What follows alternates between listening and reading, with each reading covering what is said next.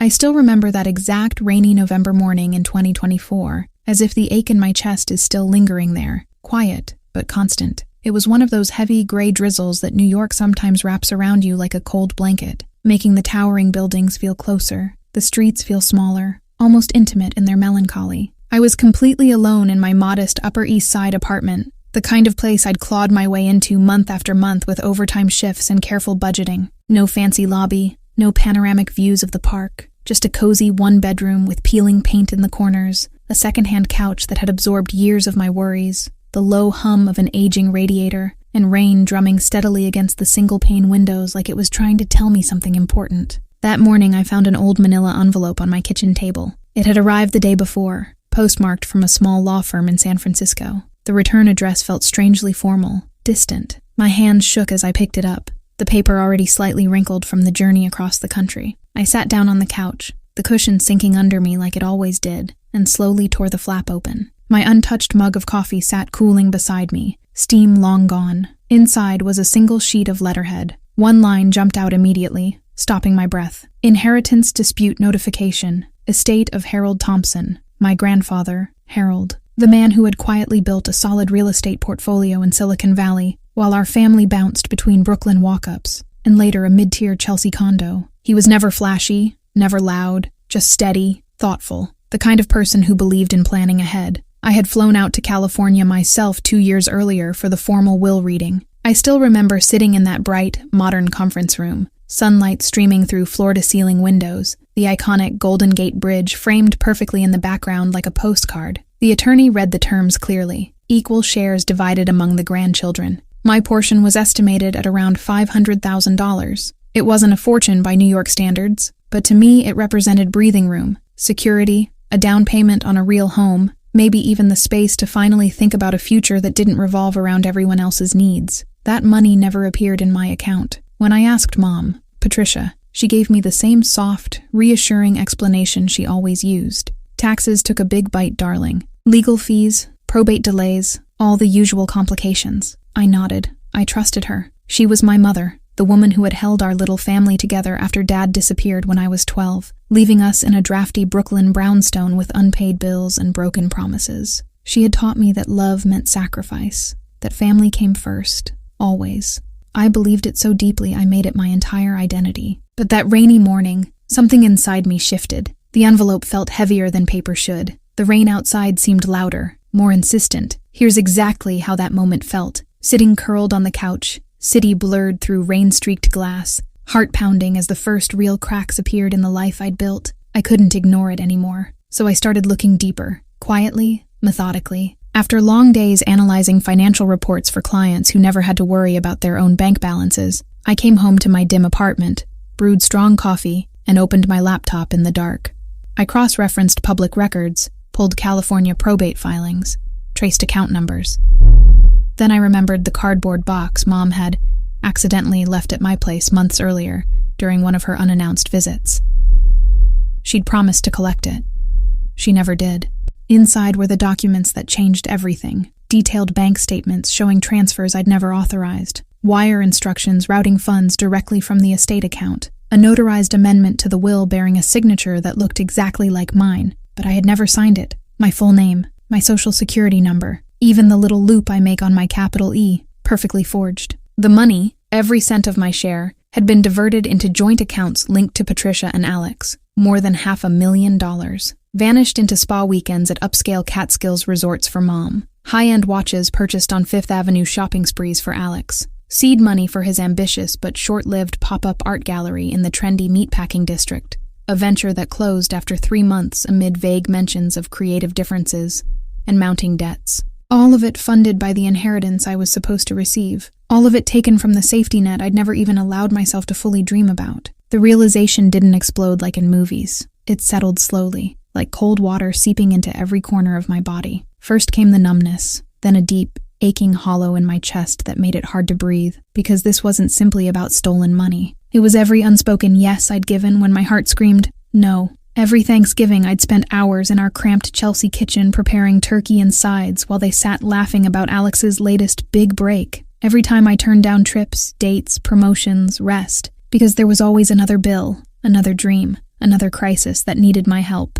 I had become the family's invisible pillar, the one who held everything up so quietly that no one noticed when the foundation began to crumble. I planned the confrontation with care. A small, family-owned Italian restaurant in Little Italy. Dim lighting, red and white checkered tablecloths, the comforting aroma of fresh garlic bread and simmering marinara that usually felt like comfort. Neutral territory. I walked in carrying a thick dossier I'd assembled. Printed statements, transfer logs, timeline charts, scanned forgeries, even select emails from a discreet Los Angeles-based private investigator I'd hired using my own savings. My hands were steady now, even if my heart wasn't. We ordered pasta. We talked about the dropping temperatures, the upcoming holidays, surface-level things. Then, when the waiter cleared the first plates, I placed the folder in the center of the table and spoke the words I'd rehearsed in the mirror for weeks. Mom, Alex. I know. The silence that followed was deafening, louder than the restaurant's low hum of conversation, louder than the clink of silverware around us.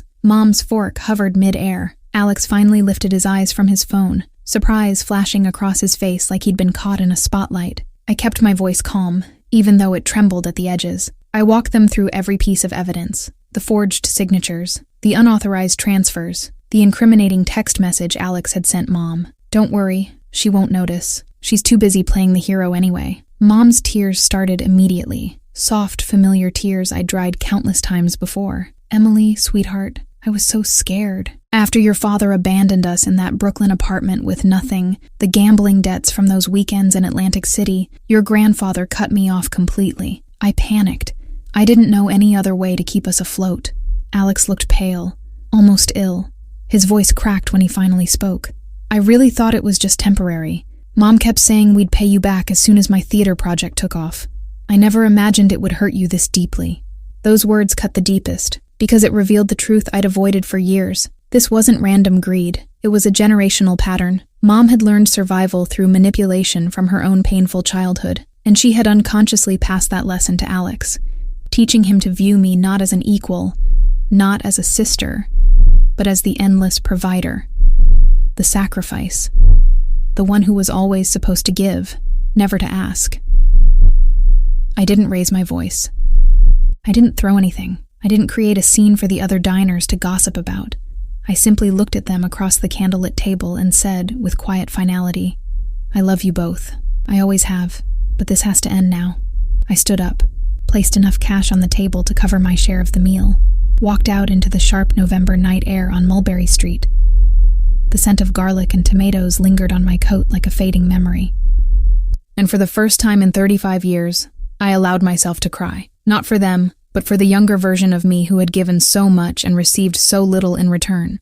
Here's what that pivotal dinner felt like. The soft candle glow, the heavy tension, the tangled threads of love, guilt, and truth, all hanging in the balance. The months that followed were exhausting, emotional, and strangely liberating. I hired a determined estate attorney in Midtown, someone sharp, compassionate, and unafraid of family cases. We filed motions in New York Civil Court while coordinating with California probate authorities. Depositions dragged on for weeks, reliving every betrayal in sterile conference rooms. Handwriting experts analyzed the forgeries. Forensic accountants traced the money trails. Timestamps and digital records told stories that words couldn't hide. The evidence was overwhelming. In the end, there were no dramatic courtroom showdowns, no televised arrests. They settled quietly, full restitution ordered, repayment schedules established, charges reduced in exchange for complete cooperation and genuine remorse. Most of the money came back. Not all of it. Some had been spent, but enough to rebuild what I'd lost. Here's me on the day I signed the final settlement documents in the lawyer's office, tears streaming down my face, not from pain this time, but from a deep, exhausted relief, mixed with the first fragile threads of hope. I didn't completely cut Mom and Alex out of my life. That's not my nature. Instead, I built firm, loving boundaries. Mom calls occasionally now. Conversations are brief, careful, often laced with real apologies as she continues her own therapy journey.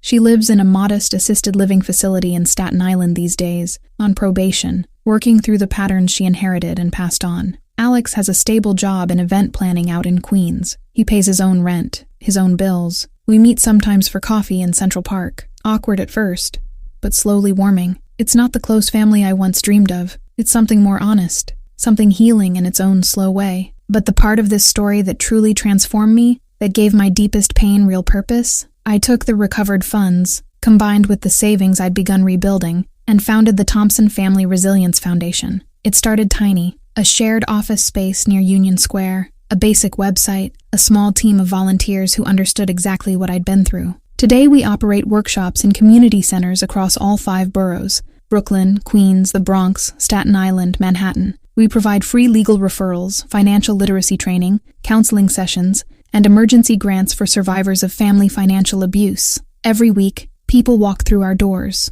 daughters who've been quietly drained, sons who've carried invisible burdens, siblings who finally said, enough. They sit in circles, share their stories, cry, laugh, hold space for one another. And in those moments, I feel something powerful. My pain has become someone else's lifeline. I still stand in our modest office sometimes, watching those groups, listening to voices that sound so much like mine once did, and I'm overwhelmed by this quiet, fierce gratitude. I turned betrayal into healing. I turned loss into purpose. And now, on this bright January 10th, 2026 morning, I step out onto my small balcony. The sun is rising over the Manhattan skyline, golden light catching the spire of the Empire State Building, the city slowly waking up below me, honking taxis, rushing pedestrians, the endless energy that both broke me and rebuilt me. Here I am, scarred, yes, but whole, stronger than I ever thought possible, finally choosing myself every single day. This is what it looks like when you survive the people who were supposed to protect you, when you reclaim your worth after years of giving it away. And honestly, it feels like finally coming home to my own heart. Here are the moments from this journey that still bring tears to my eyes when I think about them. That rainy morning when the envelope arrived,